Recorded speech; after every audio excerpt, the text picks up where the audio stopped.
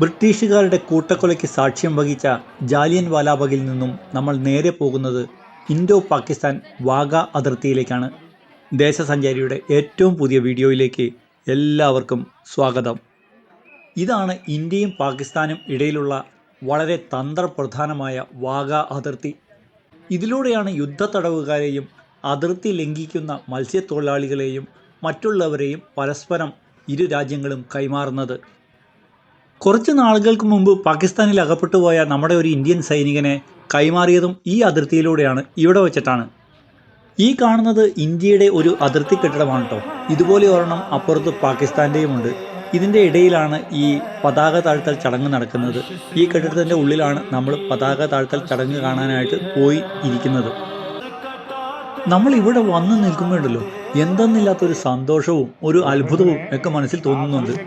ജീവിതത്തിൽ ഇതൊക്കെ കാണാൻ കഴിയുക എന്നത് ഒരു ഭാഗ്യം തന്നെയാണ് കേട്ടോ. ഇത് വളരെ രസകരമായിട്ടുള്ളതും രോമാഞ്ചമുണ്ടാക്കുന്ന ഒരു കാഴ്ചയാണ് കേട്ടോ. ഇത് കാണാനായിട്ട് വളരെ നേരത്തെ തന്നെ ആളുകൾ ഇവിടെ എത്തിച്ചേരാറുണ്ട്. ഏകദേശം ഒരു 2-2.5 മണിക്കൂറിൻ്റെ അടുത്ത് വരും ഈ ചടങ്ങ്. ഇത് കാണാനായിട്ട് ഇരു രാജ്യത്തു നിന്നുള്ള ആളുകൾ ഇവിടെ എത്തിച്ചേരാറുണ്ട്.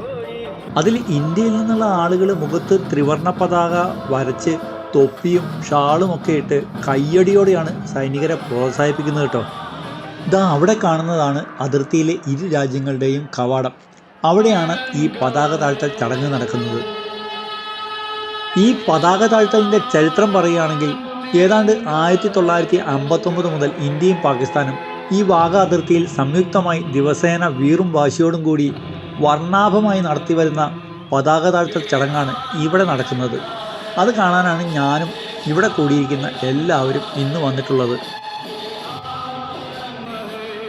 ഇന്ത്യയിൽ പഞ്ചാബിലെ അമൃത്സറിൽ നിന്നും പാകിസ്ഥാനിലെ ലാഹോർ വരെ നീണ്ടുകിടക്കുന്ന ഗ്രാൻഡ് ട്രങ്ക് റോഡിൻ്റെ ഭാഗത്താണ് ഈ അട്ടാരി വാഗ അതിർത്തി സ്ഥിതി ചെയ്യുന്നത്.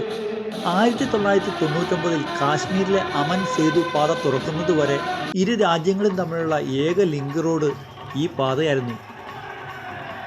ഇവിടെ എല്ലാ ദിവസവും വൈകുന്നേരം സൂര്യൻ അസ്തമിക്കുന്നതിന് മുമ്പ് ഇരു രാജ്യങ്ങളുടെയും സൈനികരുടെ മിന്നുന്ന പ്രകടനവും പരേഡിൻ്റെ അകമ്പടിയോടെയാണ് ഈ പതാക താഴ്ത്തൽ ചടങ്ങ് നടക്കുന്നത്. അതിന് മുന്നോടിയായി കാണികളുടെ ആർപ്പു വിളികളും വന്ദേമാതരം വിളികളും ഇവിടെ മുഴുവൻ അലയടിക്കുന്നത് നമുക്ക് കേൾക്കാൻ കഴിയും. ഇതിനിടയിൽ കുറേയേറെ പരിപാടികൾ നടക്കുന്നുണ്ട്. കാണികളിൽ സ്ത്രീകൾക്ക് ഈ പാതയിലൂടെ പതാക ഏന്തി ആട്ടവും പാട്ടും ഒക്കെ ആയിട്ട് പങ്കെടുക്കുവാൻ അവസരമുണ്ട് കേട്ടോ.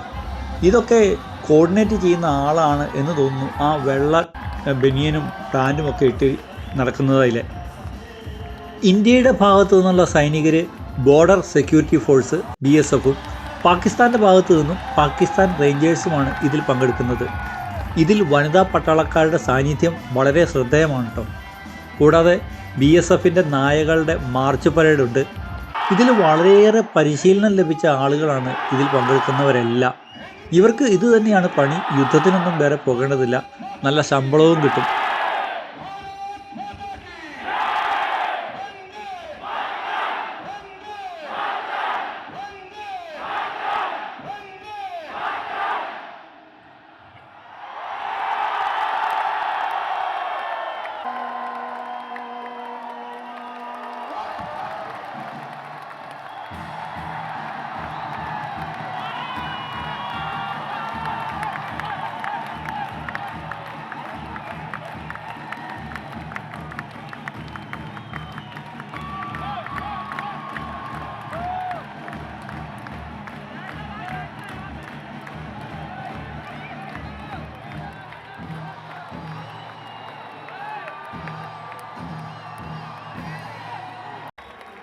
सभी दर्शकों से निवेदन है स्टेडियम पर बैठकर इसका आनंद उठाएं। दर्शक भारत माता की जय, हिंदुस्तान जिंदाबाद और वंदे मातरम के अतिरिक्त किसी अन्य नारे का प्रयोग न करें। साथ ही आप सभी दर्शकों से निवेदन है कृपया जेब कपड़ों से सावधान रहें तथा अपना अपना कीमती सामान पर्स एवं मोबाइल का विशेष ध्यान रखें।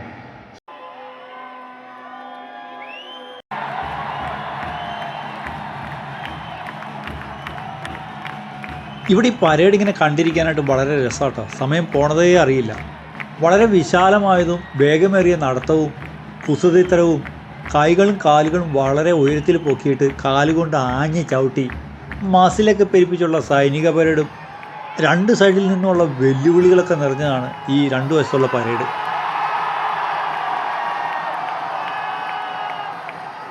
സാധാരണ ഒരു ക്രിക്കറ്റ് കളിയും ഫുട്ബോൾ കളിയും ഒക്കെ കാണുന്ന പോലത്തുള്ള ആരവമാണ് ഇവിടെ. ഭയങ്കര ആരവമാണ്, ഒന്നും കേൾക്കാനും പറ്റില്ല, ചെവിയൊക്കെ അടഞ്ഞിരിക്കുകയാണ്. ഇന്ത്യയുടെ ഭാഗത്തുള്ള അത്രയും ജനങ്ങൾ മറുഭാഗത്തുണ്ടെന്ന് തോന്നുന്നില്ല ഇവിടെ നിന്ന് നോക്കിയിട്ട്. ഈ ചടങ്ങിൽ ഇരു രാജ്യങ്ങളുടെയും ശത്രുതയും ഒപ്പം സാഹോദര്യത്തിൻ്റെയും സഹകരണത്തിൻ്റെയൊക്കെ പ്രതീകമായിട്ടാണ് ഇത് നടത്തുന്നത് ഇവിടെ. ഇന്ത്യക്കും പാകിസ്ഥാനും ഇടയിലുള്ള ഈ അതിർത്തി പാത കടന്നു പോകുന്നത് വാഗ എന്ന് പറയുന്ന ഒരു ഗ്രാമത്തിന് നടുവിലൂടെയാണ്. അതുകൊണ്ടാണ് ഇതിന് വാഗ അതിർത്തി എന്ന പേര് വരാനുണ്ടായ കാരണമായി പറയുന്നത്. വിഭജന സമയത്ത് കുടിയേറ്റക്കാർ ഇന്ത്യയിൽ നിന്നും പാകിസ്ഥാനിൽ നിന്നും അങ്ങോട്ടും ഇങ്ങോട്ടും പോകാനായിട്ട് ഈ അതിർത്തിയായിരുന്നു ഉപയോഗിച്ചിരുന്നത്. വാഗ ശരിക്കും പാകിസ്ഥാനിലുള്ള ഒരു ഗ്രാമമാണ് കേട്ടോ.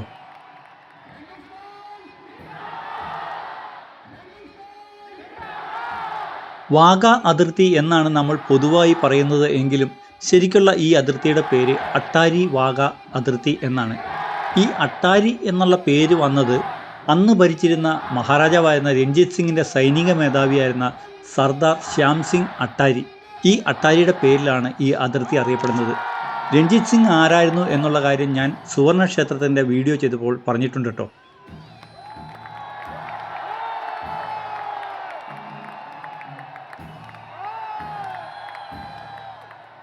ദേശീയ പതാകയുടെ മഹത്വം മനസ്സിലാക്കിയിട്ട് അതിനെ പ്രകാശത്തിലാണ് സംരക്ഷിക്കപ്പെടുന്നത് ഈ പതാകയെല്ലാം. അതുകൊണ്ടാണ് ഈ വൈകുന്നേരങ്ങളിൽ ഈ പതാക അഴിച്ചു വയ്ക്കുന്നത്. അതാണ് ഇപ്പോൾ ഈ അതിർത്തിയിൽ ഇങ്ങനെ നടക്കുന്നതിൻ്റെ കാരണം. അതാണ് ഈ അതിർത്തിയിൽ മാത്രമാണെന്ന് തോന്നുന്നു അങ്ങനെ അഴിച്ചു വയ്ക്കുന്നത്.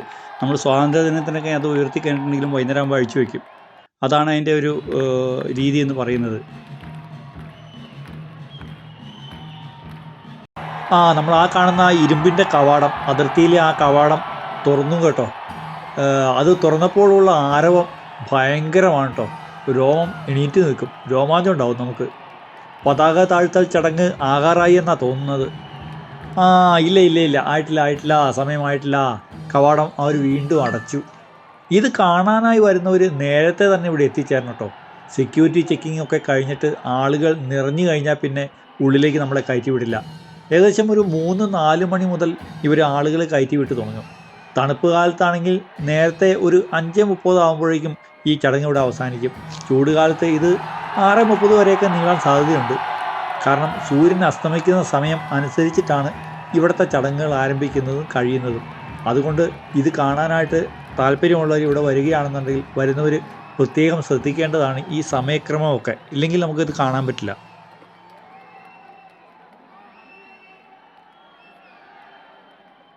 നമ്മുടെ ഇന്ത്യയുടെ സൈഡിൽ പറയുന്നത് പോലെ തന്നെ പട്ടാളക്കാർ ചെയ്യുന്നത് പോലെ തന്നെ പാകിസ്ഥാൻ്റെ സൈഡിലും അതൊക്കെ നടക്കുന്നുണ്ട് കേട്ടോ.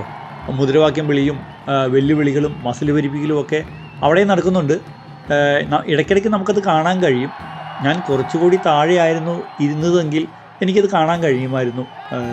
അന്താരാഷ്ട്ര തലത്തിൽ ഈ അതിർത്തിയിൽ നടക്കുന്ന ഈ ചടങ്ങിനെ ബീറ്റിംഗ് റീട്രീറ്റ് എന്ന പേരിലാണ് അറിയപ്പെടുന്നത്.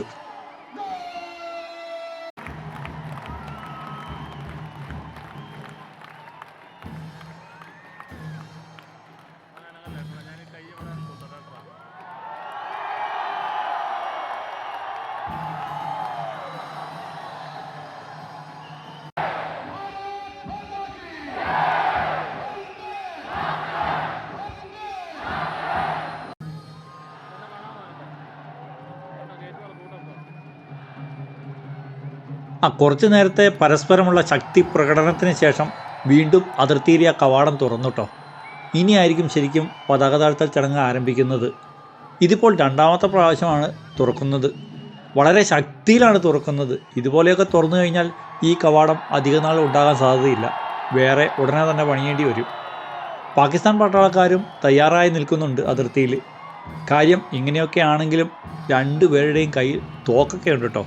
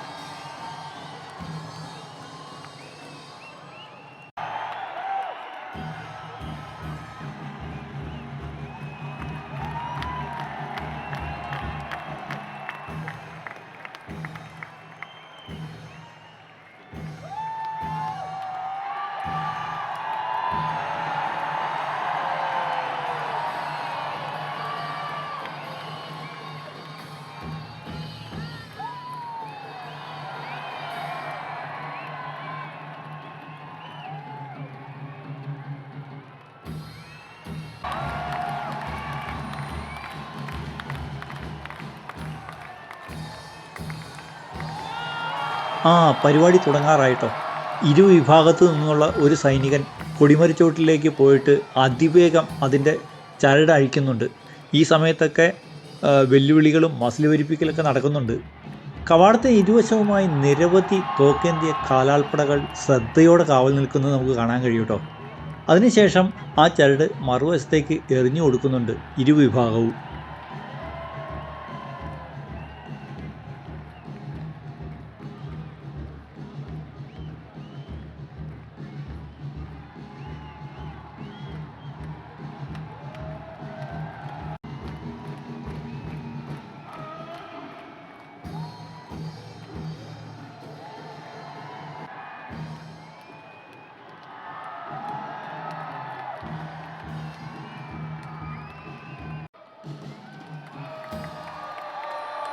ഇപ്പോൾ ഇരുവിഭാഗത്തിൻ്റെയും പതാകയുടെ ചരടുകൾ എതിർദിശയിലേക്ക് വലിച്ചു പിടിച്ചിരിക്കുകയാണ്, ഏതാണ്ട് ഇന്ത്യ രീതിയിൽ. അതാ പതാക പതുക്കെ താഴ്ത്താൻ തുടങ്ങിയിട്ടുണ്ട്. വളരെ പതുക്കെയാണ് താഴ്ത്തുന്നത്. കാണികളാണെങ്കിൽ ആർപ്പ് വിളിച്ച് കയ്യടിയോടുകൂടിയാണ് പ്രോത്സാഹിപ്പിക്കുന്നത് അവരെ.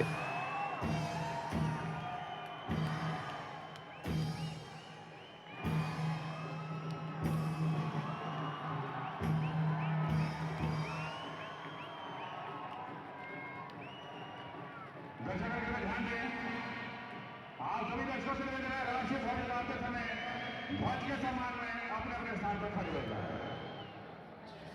साथ ही इस दौरान शांति बनाए रखें तथा किसी भी नाराजगी का प्रयोग न करें। അവസാനം ഇരു രാജ്യങ്ങളുടെയും പതാകകൾ സമന്വയിപ്പിച്ച് ഒരേ സമയം താഴ്ത്തി പ്രത്യേക രീതിയിൽ മടക്കിയാണ് കൊണ്ടുപോകുന്നത്.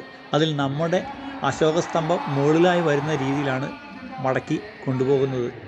വളരെ ഭവ്യതയോടെ സൈനികരുടെ അകമ്പടിയോടെയാണ് കൊണ്ടുപോകുന്നത്.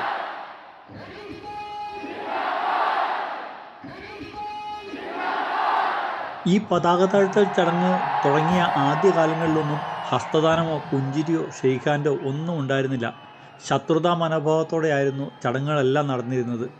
2010 ശേഷമാണ് പാകിസ്ഥാൻ്റെ ഭാഗത്തു നിന്ന് ഒരു മാറ്റം വേണമെന്ന നിർദ്ദേശം വന്നത്.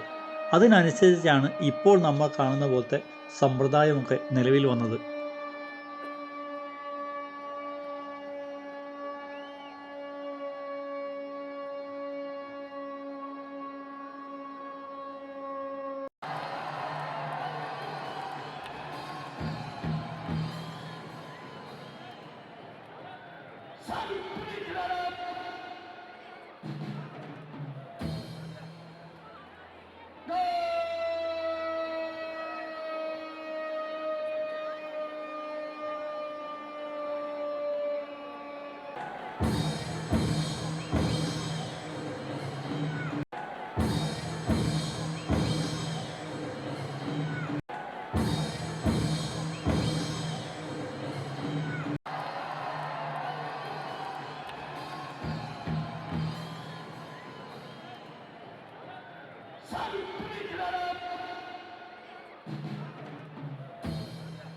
പതാക താഴ്ത്തൽ ചടങ്ങിന് ശേഷം അവസാനം ഇതുപോലെ രണ്ട് രാജ്യങ്ങളുടെയും പട്ടാളക്കാർ പരസ്പരം സല്യൂട്ട് കൊടുക്കുകയും ഹസ്തദാനം ചെയ്യുകയും അതിർത്തിയിലെ ആ വലിയ ഇരുമ്പ് കവാടം വലിച്ച് അടയ്ക്കുന്നതോടെ ഇന്നത്തെ ഈ ചടങ്ങുകൾ ഇവിടെ സമാപിക്കുകയാണ്.